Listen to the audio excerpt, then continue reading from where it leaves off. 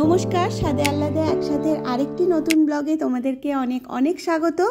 সকাল থেকে ব্লগটি স্টার্ট করলাম। সকালে প্রথমে মেয়েকে একটু পড়তে বসিয়েছিলাম আর তারপর চলে এসেছি কিচেনে, কারণ দিনটা ছিল শনিবার, বাড়িতে সবাই আছে, কিছু ব্রেকফাস্ট বানাতে হবে।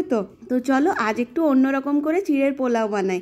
ট্রেডিশনাল ওয়েতে যে চিড়ের পোলাও হয় সেটা তো ভীষণ টেস্টি হয়ই, তার তো কোনো জবাবই নেই, কিন্তু আজকে চিড়ের পোলাওটা আমি একটু অন্যরকম করে বানাবো।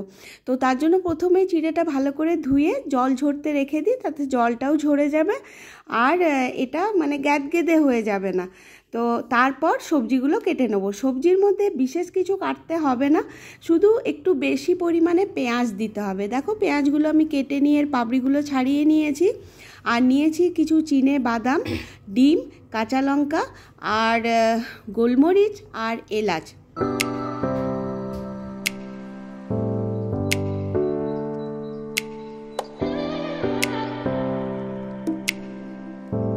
তো দেখো চিড়েটা সম্পূর্ণ ঝুরঝুরে হয়ে গেছে, অথচ একটু নরমও হয়ে গেছে। এটা দিয়ে পোলাও বানাতে সুবিধে হবে। যদি বাড়িতে বাচ্চা না থাকে তাহলে এটা আরেকটুও শক্ত শক্ত রাখা যায়, যেহেতু আমার মেয়ে খাবে তাই আমি একটু নরম করেছি। তো প্রথমে চিনে বাদামগুলো ভেজে তুলে রেখে নেব সাদা তেলে, তারপর পেঁয়াজগুলো দিয়ে দেবো আর কাঁচা লঙ্কা। পেঁয়াজটা খুব বেশি ভাজবো না, যাতে একটা ক্রাঞ্চিনেস থাকে সেই রকম ভাজবো। এতে হলুদ দিলেও হয়, কিন্তু নুনটা এখনই দেওয়া যাবে না, তাহলে পেঁয়াজগুলো গলে যাবে।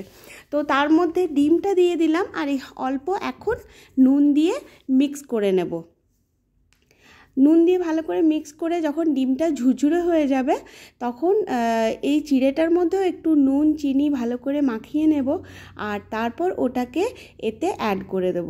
আমার মনে হচ্ছে ডিমের পরিমাণটা আমার একটু কম হয়েছে, আমি পরে এতে আরও একটু ডিম অ্যাড করব। তো যতটা পরিমাণ বানানো হবে সেই অনুযায়ী দিতে হবে ডিম। আর যেহেতু ডিম দিয়ে এটা রান্না করেছি তাই সুগন্ধের জন্য এলাচ আর গোলমরিচ দিলাম, লাস্টে ভাজা চিনে বাদামটা ছড়িয়ে দিলাম। এইখানে আমি আরও দুটো ডিমের ভুর্জি বানিয়ে নিয়েছি আর এগুলো আমি ওপর থেকে ছড়িয়ে দেব। তো এই দেখো অন্য স্বাদের চিড়ের পোলাও একদম রেডি হয়ে গেছে। আশা করি তোমাদেরও ভালো লাগবে, তোমরা একদিন বাড়িতে অবশ্যই বানিয়ে দেখো।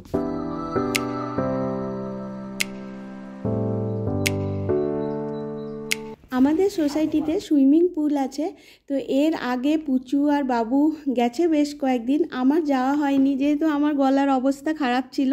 তো আজ অনেকটা ভালো আছি, তো চলো আমিও ওদের সাথে গিয়ে একটু মজা করে আসি। হঠাৎ করেই ঠিক হলো, তাই রান্নার জোগাড় তো হয়নি, ব্রেকফাস্ট করে চা খেতে এইসব করতে 11টা বেজে গেল। তো আমরা এসেছি 1 ঘন্টার জন্য, 12টার মধ্যে অবশ্যই ফিরতে হবে কারণ লাঞ্চ বানাতে হবে। তো চলো সেই 1 ঘন্টা খুব ভালো করে মজা করে নিই।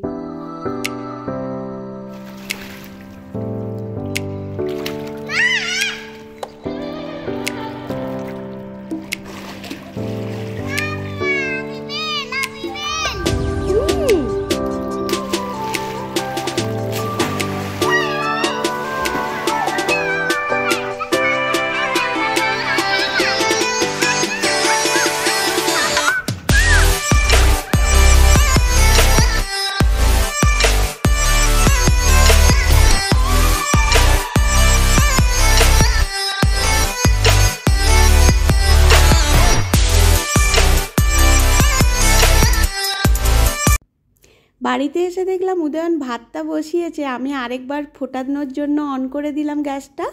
আর এদিকে কড়াই বসিয়ে দিলাম। আজকে বানাবো সর্ষে দই দিয়ে পটল আর চিংড়ি মাছ আলু দিয়ে ঝোল বানাবো। তো দেখো আমার সর্ষে দই দিয়ে পটলটা তো হয়েই গেছে অলমোস্ট, এটা পটলটা সেদ্ধ হলেই নামিয়ে নেব। আর চিংড়ি মাছের জন্য আমি ডুমো ডুমো করে আলু, পেঁয়াজ, টমেটো এগুলো কুচিয়ে রেখেছি। এটা একদম সিম্পল রান্না করব, আদা কাঁচা লঙ্কা বাটা দিয়ে একদম পাতলা ঝোল, যেটা গরমের দিনে খেতে কিন্তু দেখবে ভীষণ ভালো লাগে। এদিকে রান্না করতে করতে কিছু কিছু বাসনও ধুয়ে নিয়েছি আর এখন আমার লাঞ্চও রেডি হয়ে গেছে। এদিকে দই সর্ষে পটল আর এদিকে চিংড়ি মাছের ঝোল। আজকের ব্লগটিও এ পর্যন্ত। ভালো লাগলে লাইক শেয়ার সাবস্ক্রাইব করো। বাই।